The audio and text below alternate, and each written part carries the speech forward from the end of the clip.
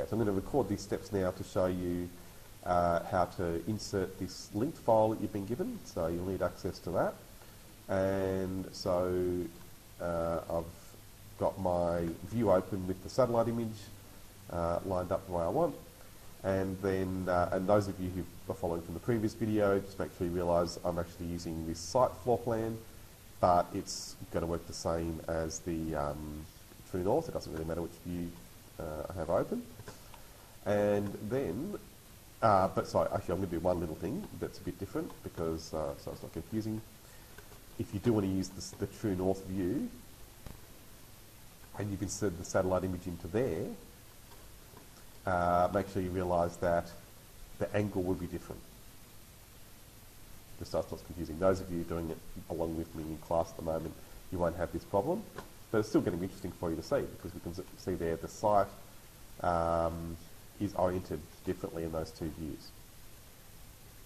But in the project, it's still the same throughout. If that makes sense. So I'll insert it. Well, in fact, because again, the people watching the video are going to be following along with the true north view.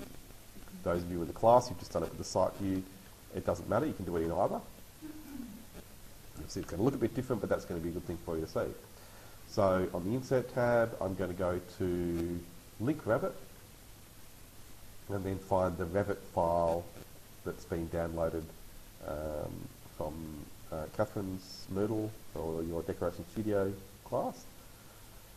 So make sure you've got access to that, but if you don't have the Moodle, you can always go to the P drive and then Interior Design, put it in Digital Presentations, and pick Water Road, Mona Vale, and I'll put a copy there.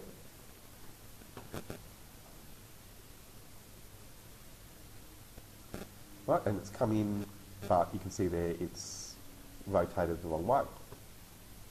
So I'm going to select it, and you can see there it's selecting the satellite image, so I'm going to make sure I've got Select by Face turned on in the bottom right corner, and then I'm going to use Tab to highlight my inserted file. I'm just going to go to Site to see it looks a bit different. No, there we go. So you can see there in some views it's going to look different to others, but it's still the same thing. And all I want to do there is click Rotate and bring it around 180 degrees.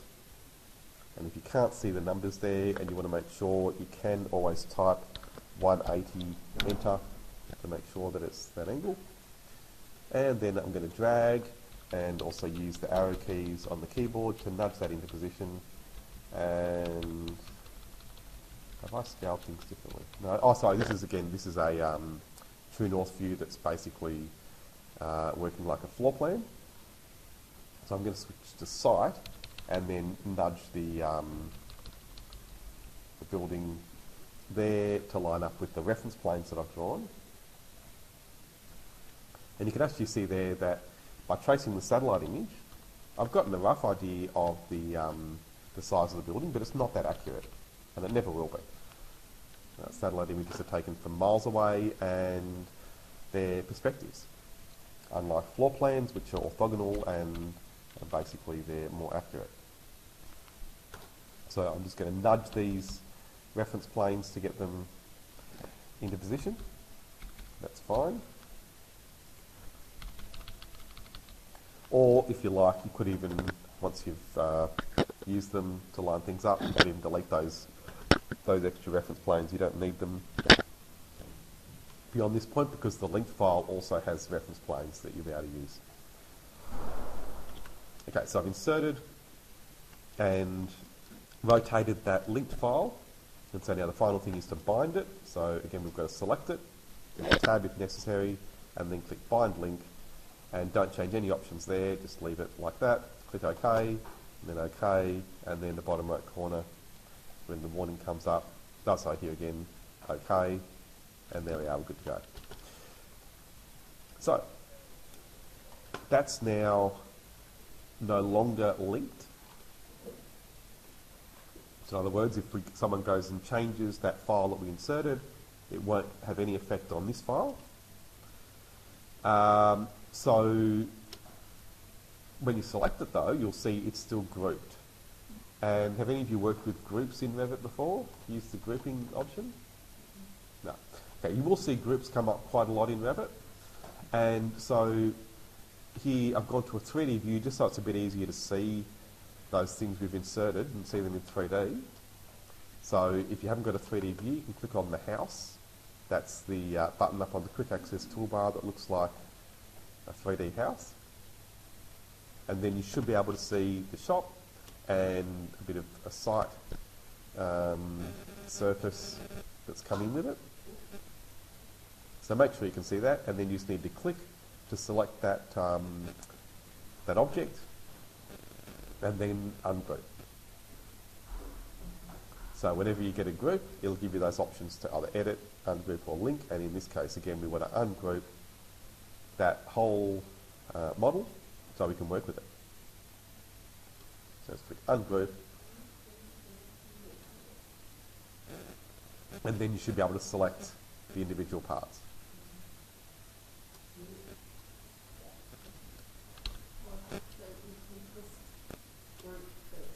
No, I just selected it, and then it gave me the ungroup option.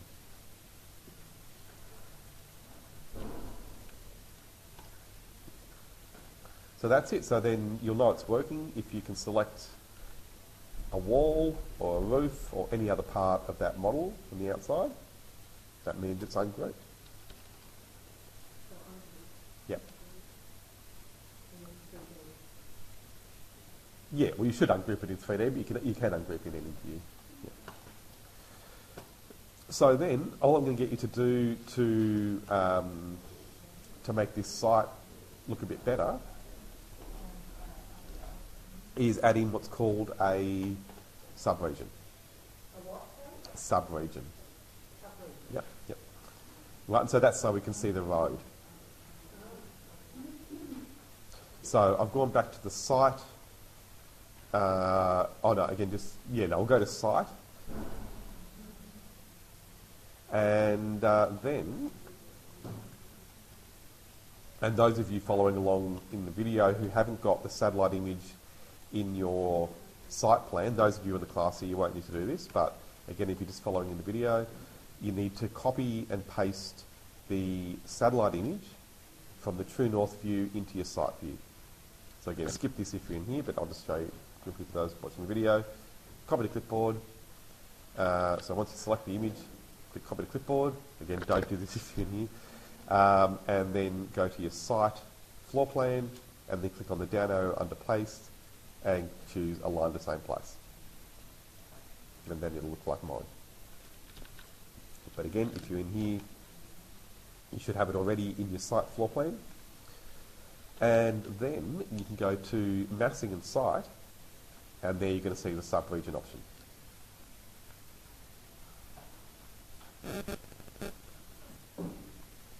So you can just click sub-region. You haven't,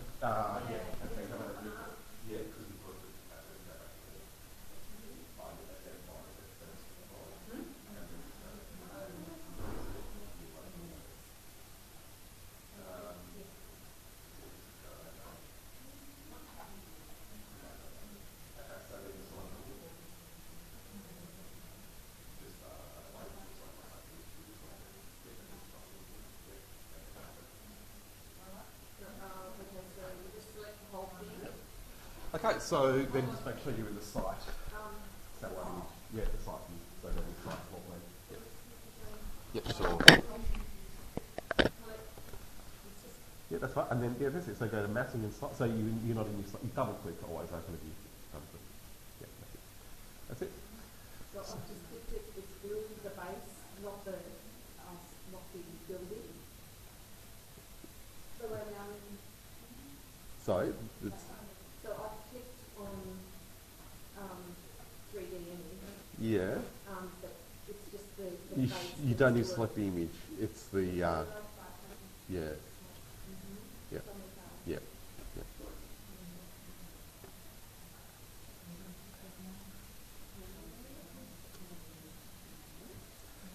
So I'll just do the next part quickly, and then I'll finish the video and I can have a look. So I've gone to sub-region, and now I want to just try and trace some of this road. That's all we're going to do, just a bit of the road. So I can't see underneath this white surface, and so I'm going to change to wireframe. Clicking on that cube there, I'll go to wireframe, and now I can see the road.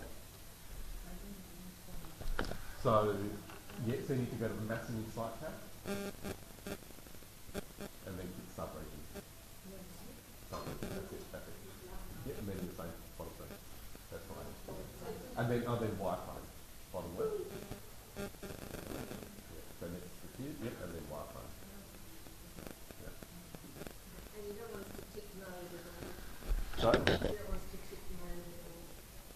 mode. It's come up with node tick or cross up the top. Don't worry about that. Oh stay in this mode. Yeah. Okay, so you should have the shape drawing tools.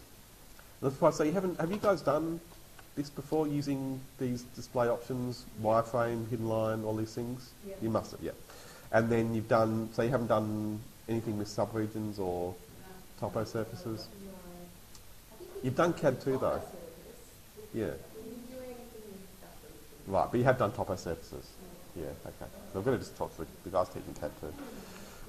Anyhow, so okay, so if you go to draw an arc, we'll keep this pretty simple because yeah, it's your first time. So so you've got there the shapes, and then below the line tool you've got the arc tool. And then I'm just going to get to draw an arc, tracing the front of that curve. So don't be too fussy about it. You can always come back and adjust it as long as you've drawn an arc. That's enough. And you can always have a couple of goes at it. Yeah, pretty much, just by eye. So that's, you can see that's what mine goes from here Is it like a to there. start, centre, end sort of thing? Yeah, oh yeah, that's right. The first arc tool. Yep, start, center, end. Yep, that's right. You've got to go to subregion. So massing and site tab. Massing and site. And then subregion. Yep. Over to the right. Yeah, that's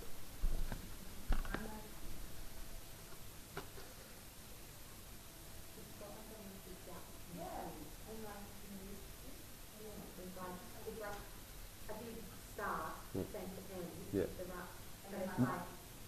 Oh no, it goes start, end, centre. I know it's called start, centre, end, but you draw the start, then the end, then the centre. Yeah, yeah. So I'll just draw a line at the end, and I'll leave it up there so you can see what I've done in a second. It'll be easier to see it once I've finished it. So I'm just going to draw another arc for the other side.